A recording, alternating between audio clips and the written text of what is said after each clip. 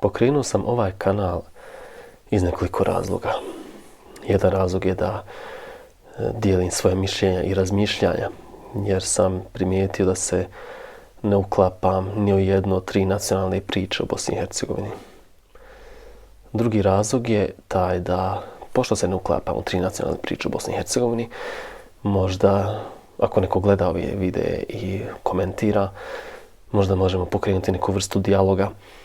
Na moj prvi video koji se radi o tome zašto Hrvati ne vole svoju Bosnu i Hercegovinu, komentirao jedan čovjek pod nadimkom Alfa Omega. On je Srbin, što je relevantno u ovom slučaju. Pitao sam čovjeka ili u redu da napravim video, da odgovorim, kaže ok. Ovako. Pozdrav. Ne predstavljam cijeli srpski narod, ali ja ovako osjećam. Šta je ključ problema?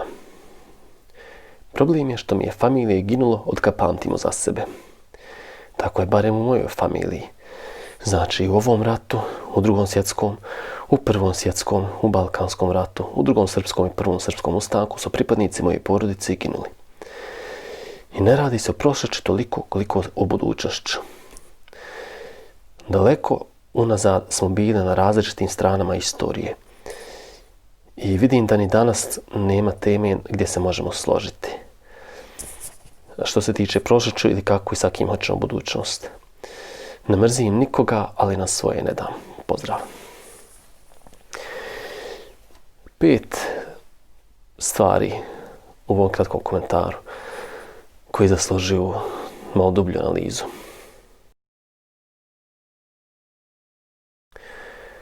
Prvo, to što su članovi njegove porodice ginuli u ratovima kroz istoriju, to je tragično, ali nije nikako unikatno za ovo naše podneblje.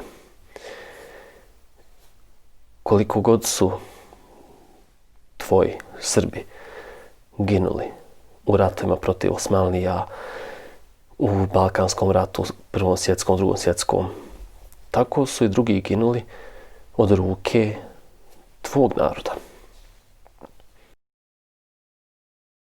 U Bosni i Hercegovini u to vrijeme ljudi koji su bili druge vjere imali su pravo na svoju vjeru. Naravno, srednji vijek je bio, nije se radilo o nekoj demokratiji, ni u Evropi, ni na istoku.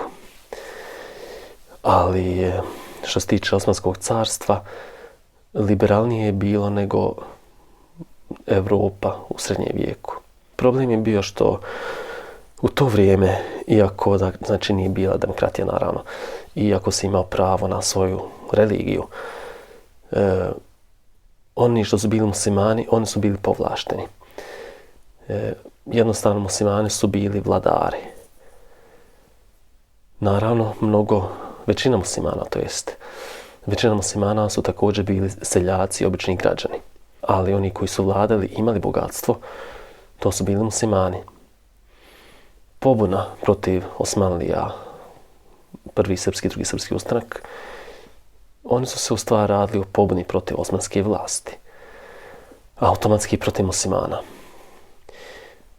Dakle, kako je Osmansko carstvo slabilo, naravno da su ljudi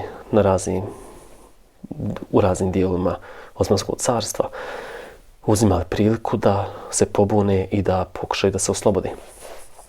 Kažeš da su tvoji ginuli i u ovom sada ratu. Pa istina. Ali ginuli su i vi drugi. Dakle, muslimani, bošnjaci. Šta treba reći o tome? Dakle, pošto je po brojevima bošnjačka žrtva u ovom proteklom ratu bila veća, je li to znači da bošnjaci polažu veće pravo na Bosnu i Hercegovinu? Ne razumijem poentu toga moji su ginuli u svim ratovima. Da, i drugi su ginuli. To uopšte nije neobično za naše podneblje. Ratovi na Balkanu su uvijek odnosili žrtve. I to je ono što trebamo da upamtimo i da spriječimo u budućnosti. Znači, ratovi iz prošlosti su za njega u stvari budućnost. jednostavno i vjerovatno ne želi da se ponovi to što je bilo, kako su njegovi preci ginuli. On ne želi da njegovi potomci ginu u ratovima. I ja sam potpuno za to. Ja ne želim nikakve buduće ratove. Niti sam želio rat 90-ih, ali nisam ja birao, nego su birali ekstremisti. Oni što su imali oružje, oni što su imali propagandnu mašineriju, oni što su dovodili odluke i oni što su na kraju potpisali mirovni sporazum. To je greška. Jednostavno nije tačno. Bitka na Kosovo polju 1389. godine Srbi su ratovali protiv Osmanlija zajedno sa Hrvatima, sa Bosancima, sa Albancima, sa drugim narodima iz regije. Izgubili su rat. Ima izreka koja kaže kasno Marko Kraljević na Kosovo stiže. Marko Kraljević je po pouzdanim istorijskim izvorima ratovao na strani Osmanlija. Tako da je bilo mnogo internih ratova među Srbima i međusobno, dakle, među Hrvatima međusobno i tako dalje. Ok, a šta kad su Bošnjaci postali muslimani? Da li smo tada uvijek bili na različitim stranama istorije? Nismo ni tada. Jer Srbi su ratovali sa Osmanlijama, sa Turcima, sa Bosancima, bosanskim muslimanima, protiv Habsburga. Srbi su gledali radije, su željeli da budu podanici muslimanima nego katolicima. Jer su katolike smatrali mnogo gorim ljudima od muslimana. Katolicizam je bio veći neprijatelj pravoslavcima nego što je bio islam. Kada je počelo da slabi Osmansko carstvo, Srbima svakako nije bilo u interesu da Habsburg anektira Bosnu i Hercegovinu, jer onda će to onemogućiti buduću veliku Srbiju. Što se tiče prošlošću, nema tu šta se slažem. Zato što istorija je jedna, istorija je činjenica. Nema tu sloga, ne sloga. I kaže, kako i sa kim hoće na budućnost? Znači, ti kao Srbin gledaš s kim hoćeš budućnost. Šta to znači? Jel to znači da ne želiš budućnost sa drugim narodima? Želiš li monoetničko društvo, znači homogeno, apsolutno etnički čistu srpsku zemlju? Jel to plan, jel to cilj? Ako ćemo imati monoetnička društva ili monoetničke države, to znači da će biti rata, genocida i istrebljenja drugih naroda sve dok jedan narod ne ovlada.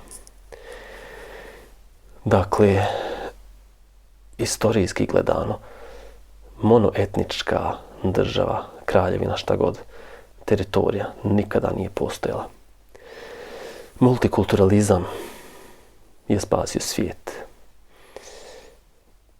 i razvio svijet. Kozmopolitizam je doprinio razvoju svijeta, razvoju društva, razvoju i političkom i ekonomskom i tako dalje. Trgovanje, susretanje, međusobno susretanje, uticaj kultura, znači u vezi hrane, u vezi bilo čega. Pa da nije bilo uticaja kultura, da smo svi bili zatvoreni, ne bi bilo ni pravoslavlja u Srbiji, ni u Bosni i Hercegovini, nigdje. Ako ti kao Srbin smatraš da ne želiš suživot sa Bosancima, sa Bošnjacima, to jest sa muslimanima, kako to želiš postići? Jel kao 90-ih? Kao 90-ih kad je Višegrad potpuno očišćen, palili su ljude u kućama, djecu. Prijedor, 3000 ljudi otprilike je ubijeno u Prijedoru. Oko 300 njih su bila djeca.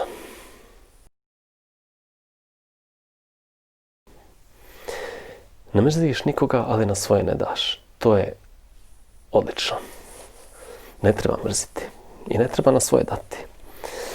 Ali šta ako je tvoje i nečije drugo?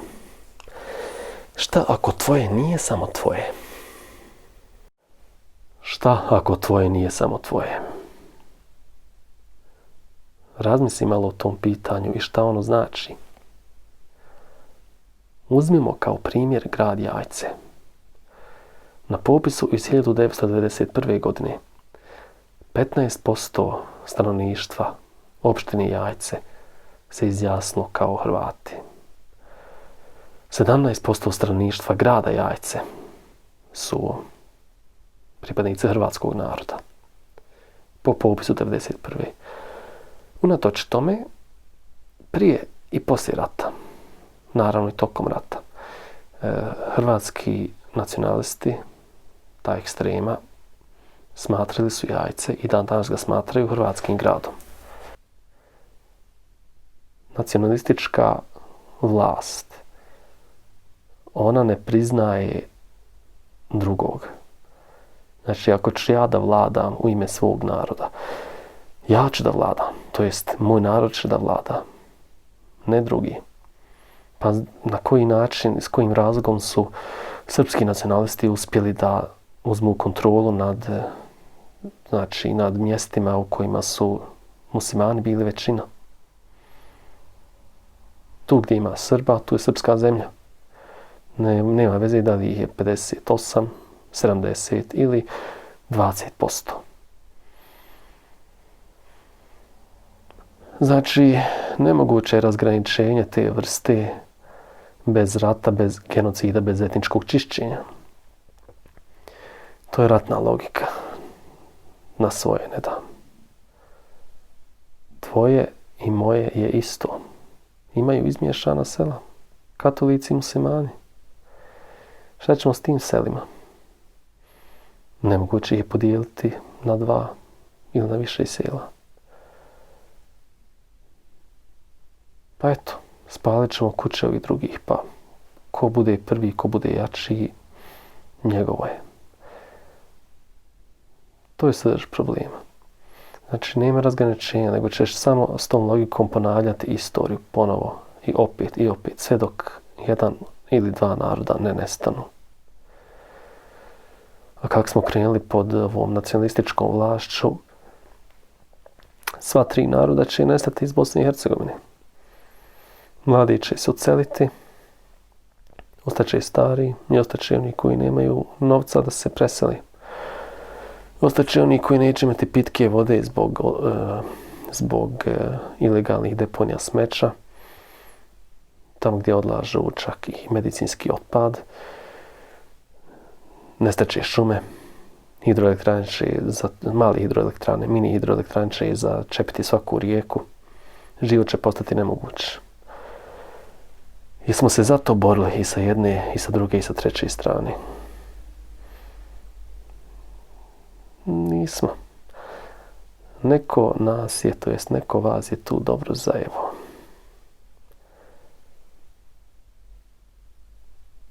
Naše.